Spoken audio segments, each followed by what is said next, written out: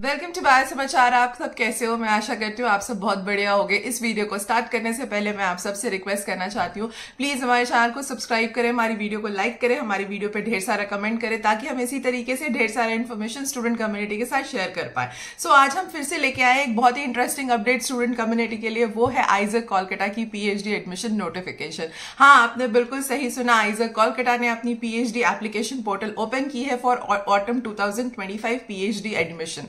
सो चलिए जानते हैं कि कौन कौन से डिसिप्लिन में पीएचडी ओपन है आइजक कोलकाता में, डिसिप्लिन वाइज एलिजिबिलिटी क्राइटेरिया क्या है, इसका एप्लीकेशन प्रोसेस क्या है और डेडलाइन क्या है। तो सबसे पहले जानते हैं कौन कौन से डिसिप्लिन में आपका सपना भी रिसर्चर बनने का पूरा हो सकता है आइजक कोलकाता में पीएचडी करके। सो जो पहली डिसिप्लिन है वो है पीएचडी इन बायोलॉजिकल साइंसेज, जो दूसरी डिसिप्लिन है वो है केमिकल साइंसेज, जो तीसरी डिसिप्लिन है वो कंप्यूटेशनल एंड डेटा साइंस है, जो चौथी डिसिप्लिन है वो अर्थ साइंसेज है, जो पांचवी डिसिप्लिन है वो ह्यूमैनिटीज एंड सोशल साइंसेज है, जो पांचवी डिसिप्लिन है वो मैथमेटिक्स एंड स्टैटिस्टिक्स है, six discipline physical sciences and space sciences है। सो डिसिप्लिन तो क्लियर हो गया, जिसमें आप अगर सोच रहे हो कि आप भी इनमें से किसी डिसिप्लिन में पीएचडी करना चाहते हो, सो आप बिल्कुल करेक्ट वीडियो देख रहे हो। अब आपको जाके आइजक कोलकाता की साइट पे इन डिसिप्लिन के अंदर देखना है कि कौन कौन से साइंटिस्ट के पास उनकी लैबोरेटरी में पीएचडी एप्लीकेशन प्रोसेस ओपन है। हाँ, अब ये जितनी भी डोमेन्स की हमने बात करी, इन सब डोमेन्स की अलग अलग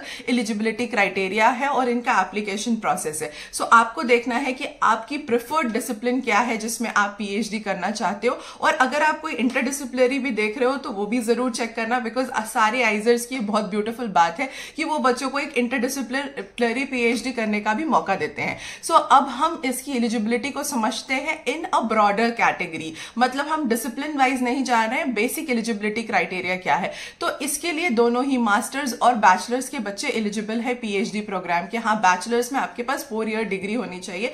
मास्टर्स मतलब अगर आपने एमएससी या एमटेक करा है या एमई किया है इन डिसिप्लिन में तो आप एलिजिबल हो। अगर आपने बैचलर्स किया है इनमें से किसी रिलेटेबल डिसिप्लिन में और अगर आप इस डिसिप्लिन में या इंटरडिसिप्लिनरी कोई पीएचडी करना चाहते हो तो आप भी एलिजिबल हो। जो बच्चे अपने मास्टर्स के फाइनल ईयर में है वो भी एलिजिबल है। अब जानते हैं कि प्रीवियस क्वालिफाइंग एग्जामिनेशन में मार्क्स कितनी होनी चाहिए। तो मास्टर्स वाले बच्चों के लिए 55% मार्क्स होनी चाहिए और बैचलर्स वाले बच्चों के लिए 75% मार्क्स होनी चाहिए। 5% का रिलैक्सेशन है फॉर द कैटेगरी एंड इसके साथ आपको नेशनल एलिजिबिलिटी टेस्ट कोई भी आपको क्वालिफाई किया होना चाहिए जिससे आपको ड्यूरिंग पीएचडी आपको फेलोशिप सपोर्ट मिल सके।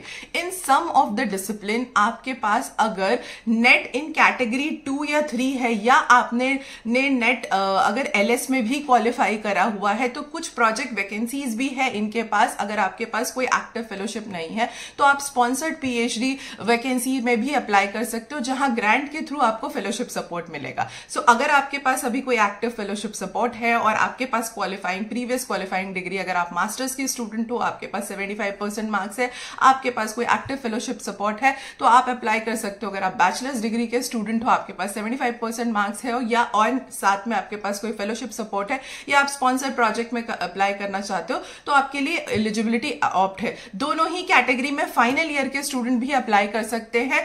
वो इस कंडीशन पे अप्लाई कर सकते हैं कि बाय द टाइम उनका सिलेक्शन होगा और वो जब ज्वाइन करने के लिए जाएंगे तो जो मिनिमम एलिजिबिलिटी क्राइटेरिया है वो मीटअप करेंगे। सो ये क्लियर हो गया कि कौन कौन से डिसिप्लिन में है, बेसिक एलिजिबिलिटी क्राइटेरिया क्या है। सारे ही डिसिप्लिन में ये बेसिक एलिजिबिलिटी क्राइटेरिया सेम होगी, बस उनका क्वालिफाइंग जो डिग्री है, लाइक इन बायोलॉजिकल साइंसेज के बच्चों के लिए जैसे बायोलॉजी, केमिस्ट्री, फिजिक्स में उनकी डिग्री होनी चाहिए, वैसे डिसिप्लिन वाइज एलिजिबिलिटी आपको चेक करनी होगी। हर एक डिसिप्लिन के लिए आपको उनके पोर्टल पे जाके उनकी डिटेल्स, उनकी साइंटिस्ट की डिटेल, वहां पे कौन कौन से साइंटिस्ट के पास वो पीएचडी वैकेंसी ओपन है वो आपको डिटेल में जरूर चेक करना चाहिए। इसकी रिलेटेड जितने भी डिटेल है हम डिस्क्रिप्शन में डाल देंगे, तो प्लीज आप उनके पोर्टल पे जाओ, डिटेल में साइंटिस्ट को, लैबोरेटरी फैसिलिटी को आप स्टडी करो एंड अपने रिसर्च इंटरेस्ट के अकॉर्डिंगली देखो कि आप कहाँ पे फिट इन होते हो। एंड आपके पास एक बहुत ब्यूटीफुल अपॉर्चुनिटी है कि आप इंटरडिसिप्लिनरी भी ऑप्ट कर सकते हो। सारे ही आइजर में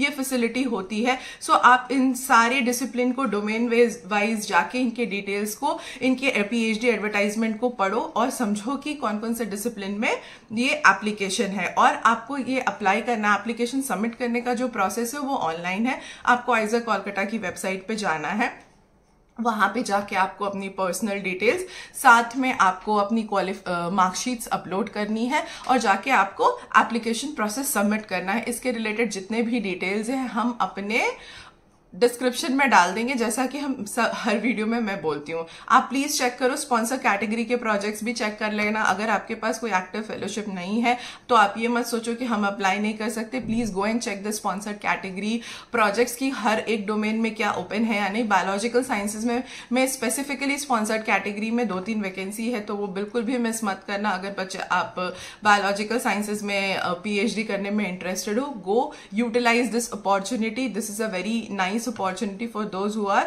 looking for PhD in any of the domains which we have mentioned in the video. तो अगर आपके पास एक्टिव PhD फेलोशिप है तो भी आप अप्लाई कर सकते हो, नहीं है तो भी अप्लाई कर सकते हो। इनकी एप्लीकेशन जो पोर्टल है वो 9 मार्च से ओपन हो चुकी है, सो आप जाके अप्लाई कर सकते हो और एप्लीकेशन पोर्टल 19 मई 2025 को क्लोज हो जाएगी। सो ये ड्यूरेशन है आपके बीच में। इस ड्यूरेशन के बीच में आप जाके आइजर कोलकाता की वेबसाइट को विजिट करो, वहां पे डिटेल्स जानो कि कौन कौन सी लैबोरेटरी में PhD वैकेंसी है। अगर आपको डिटेल समझने में कुछ प्रॉब्लम आती है, डू राइट टू बायो समाचार as well and do apply for it and keep subscribing Bio Samachar for more such interesting updates.